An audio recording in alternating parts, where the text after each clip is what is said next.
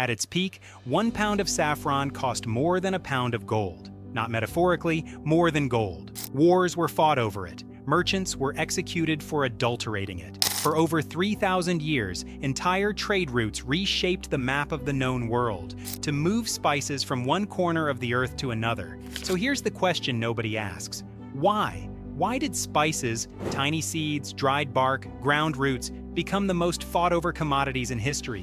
Why did Columbus sail west looking for pepper? Why did the British Empire spend 2 centuries fighting over nutmeg from a chain of islands you've probably never heard of? Today we're going on a journey across centuries and continents to uncover the story behind every major spice in your kitchen, where it really came from, and the one fact about it that history books usually leave out. Some of these spices built empires, some collapsed them. One of them was once used as currency to pay soldiers' wages. Let's start at the very beginning. Black pepper, the spice that built the world. If one spice deserves the title, the spice that changed civilization, it's black pepper. Native to the Malabar coast of southwest India, Piper nigrum has been cultivated for over 4,000 years.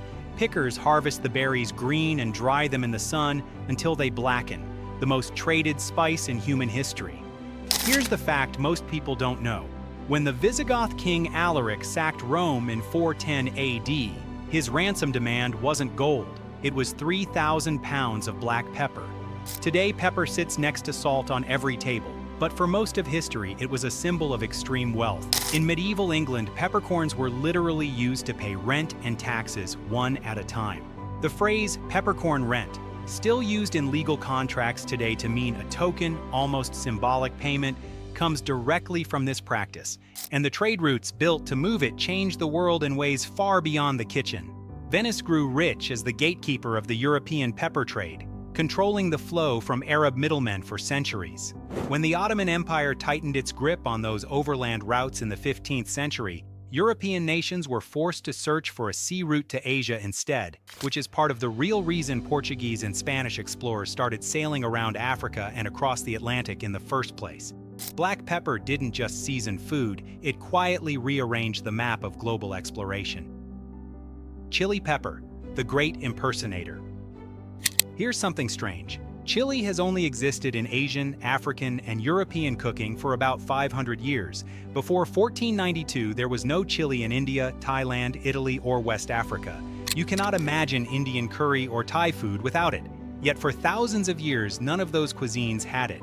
Chili is native to Mexico and Central America, cultivated as far back as 6000 BCE. The Aztecs used it as medicine, currency, and even weapon, burning chili smoke as an ancient chemical deterrent in combat. Columbus carried it to Spain. Portuguese traders spread it to India and Southeast Asia within decades. What you're tasting in a vindaloo or a pad thai is the result of one of the greatest accidental food transplants in history.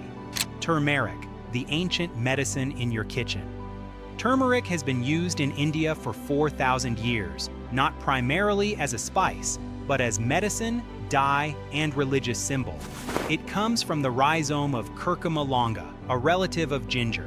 Its active compound, curcumin, has now been the subject of over 12,000 published scientific studies. Ancient Ayurvedic practitioners were prescribing turmeric for joint pain and digestion 3 millennia before any of those studies existed. In the US and UK, turmeric sales tripled between 2013 and 2020, driven by the golden milk wellness trend. Americans discovering as a health trend what Indians have used in their morning tea for centuries. Cinnamon, the spice that started a lie. For centuries, Arab traders protected their cinnamon monopoly with a fabricated story, that it came from giant birds' nests high on cliffs, retrievable only by luring the birds with heavy meat until the nests collapsed, entirely made up on purpose. True cinnamon, Cinnamomum verum, grows almost exclusively in Sri Lanka, peeled from the inner bark of the tree and dried into curled quills. What most Americans and Brits actually buy as cinnamon is cassia, a cheaper, stronger relative from China and Vietnam. Real Ceylon cinnamon is subtler and almost impossible to find in a standard grocery store. There's actually a health reason this distinction matters. Cassia contains much higher levels of a compound called coumarin, which in large amounts can be harsh on the liver. That's why some European food safety agencies have issued guidance on how much cassia cinnamon is safe to consume regularly, a detail almost nobody reads on the back of their spice jar. Cardamom, the queen of spices. If pepper is the king, cardamom is the queen. The third most expensive spice in the world by weight, after saffron and vanilla. It comes from the seed pods of the Eleutheria plant, floral and citrusy with a hint of eucalyptus. Ancient Egyptians chewed cardamom to freshen their breath, arguably the world's oldest breath mint. Vikings discovered it while raiding Constantinople around 1000 AD and brought it home, which is why Scandinavian baking is still defined by cardamom today. Guatemala, not India, is now the world's largest producer, a crop it only started growing in the early 20th century. Cloves, the spice worth fighting for. The Maluku Islands in eastern Indonesia were once the only place on Earth where cloves grew, a geographic monopoly that made them the most fought-over land in history. Portuguese, Dutch, and British forces fought brutal wars across the 16th and 17th centuries just to control it. In the early 1600s, 1 pound of cloves in London was worth about 10 pounds of gold. The Dutch East India Company became the wealthiest corporation in history largely through its monopoly on cloves and nutmeg from these islands. In the US, cloves mean pumpkin pie and mulled cider. In Indonesia, nearly 90% of clove production goes into Kretek cigarettes, smoked by over 60 million people. Same spice, two completely different worlds. Nutmeg, the spice that cost an island. In 1667, the Dutch and British signed the Treaty of Breda. The Dutch kept the Banda Islands, the only place nutmeg grew, and in exchange gave Britain a small, insignificant colony in the New World, Manhattan. The Dutch traded Manhattan for nutmeg. At the time, Europeans believed nutmeg could prevent the plague, so it felt like the better deal. Nutmeg comes from the seed of Myristica fragrans, the same fruit that produces mace, the red webbing around the seed. And in large doses, 2 or more whole nutmegs act as a hallucinogen, something medieval monks reportedly used during religious fasting. The Dutch didn't just control the trade, they tried to control the supply itself. To keep prices high and prevent anyone else from ever growing nutmeg, the VOC coated exported nutmeg seeds in lime before shipping them so they couldn't germinate anywhere else in the world. For a while, it worked. It wasn't until a French horticulturalist smuggled out live nutmeg plants in the late 1700s that the Dutch monopoly finally began to crack, and nutmeg cultivation slowly spread to places like Grenada, which today calls itself the Isle of Spice, and even puts a nutmeg on its national flag. Saffron, more expensive than gold. Saffron comes from the stigmas of Crocus sativus, just 3 red threads per flower. It takes 150,000 to 200,000 flowers to produce 1 kilogram, all hand-picked at dawn before the sun degrades the aroma. The result, saffron sells for $3,000 to $10,000 per kilogram. Iran produces about 90% of the world's supply. It's been used for 3,000 years in Persian royal courts, Mughal biryanis, and the paella of Valencia, where it arrived via Arab traders in the 8th century. Because it's so valuable, saffron is also one of the most commonly adulterated foods on the planet, mixed with dyed corn silk, safflower petals, or even shredded paper to bulk up the weight. Historically, this wasn't a minor offense. In 15th century Germany, under a set of laws known as the Saffron Show Code, people caught selling fake or diluted saffron could be fined heavily, banished, or in the most serious cases, burned alive along with their counterfeit product.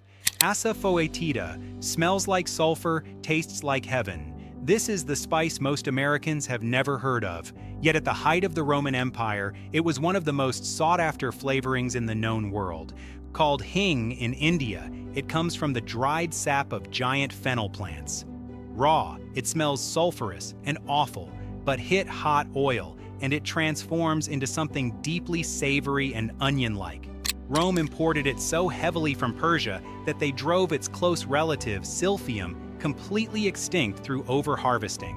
One of the earliest recorded cases of a valuable plant vanishing from human demand. Today, it remains essential to Jain cuisine, where onions and garlic are avoided for religious reasons. Vanilla. The orchid with a secret. Vanilla is the second most expensive spice in the world, and it has a strange biological secret. The vanilla orchid can only be pollinated by one species of bee, found only in Mexico. When Spanish colonizers brought vanilla to Madagascar and Indonesia, the plants grew but produced no pods, no bees. The solution, in 1841, came from a 12-year-old enslaved boy named Edmund Albius on the island of Réunion, who discovered a hand pollination technique using a thin stick. 99% of all vanilla is still pollinated this way today. Madagascar now produces roughly 80% of the world's vanilla thanks to a child history barely remembers.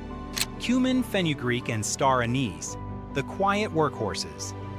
Cumin seeds have been found in Egyptian tombs dating to 4000 BCE, used both in cooking and in mummification. Today, it's America's second most popular spice after pepper, defining Tex-Mex food, yet most people couldn't pick it out of a lineup. Fenugreek contains a compound called sotalon, the exact same chemical that gives maple syrup its smell. Metabolized by the body, it can make sweat and urine smell faintly of maple syrup. It's been cultivated for 6,000 years and appears in the Ebers Papyrus, an Egyptian medical text from 1550 BCE. And star anise, the 8-pointed pod behind Chinese 5-spice and Pierrot, contains shikimic acid, the primary raw material used to make Tamiflu. During the SARS and bird flu outbreaks, global star anise supply nearly ran out as companies scrambled to stockpile antivirals. A cooking spice became a feedstock for a global medical emergency. Paprika, the spice that reinvented Hungary like chili. Paprika didn't exist in Europe before Columbus. It traveled from Mexico to Spain, then Hungary, where it became so central to national identity that it defines goulash and inspired a Nobel Prize. Albert Szent-Györgyi, who won the 1937 Nobel Prize in Physiology or Medicine, chose paprika peppers as his research material because they're extraordinarily rich in vitamin C. He found Hungarian paprika contains more vitamin C per gram than citrus, a discovery that reshaped our understanding of human nutrition. Long pepper, the spice history forgot. We end with the spice time forgot.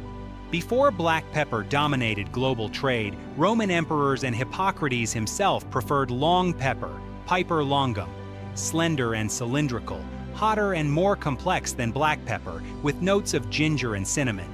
For over 1,000 years, it outpriced black pepper in European markets until the Portuguese opened direct trade routes with India in the 1500s, and it vanished from Western kitchens almost entirely. Today, you won't find it in a standard grocery store. A spice that once sat in Roman emperors' kitchens, forgotten by nearly everyone alive today. A 12-year-old boy's ingenuity gave us the vanilla in nearly every dessert you've ever loved. An 8-pointed seed from southern China helped fight global flu pandemics. And in 1667, a Dutch diplomat looked at Manhattan and said, "No thanks, we'll take the Nutmeg Islands instead." These aren't just spices, they're thousands of years of ambition, greed, genius, and discovery, sitting quietly in your kitchen cabinet. So next time you reach for the pepper grinder or shake turmeric into a pan, do you know the story of what you're holding? Because now you do. If any of this surprised you, and how could it not, hit subscribe so you never miss what we uncover next on Food Lore.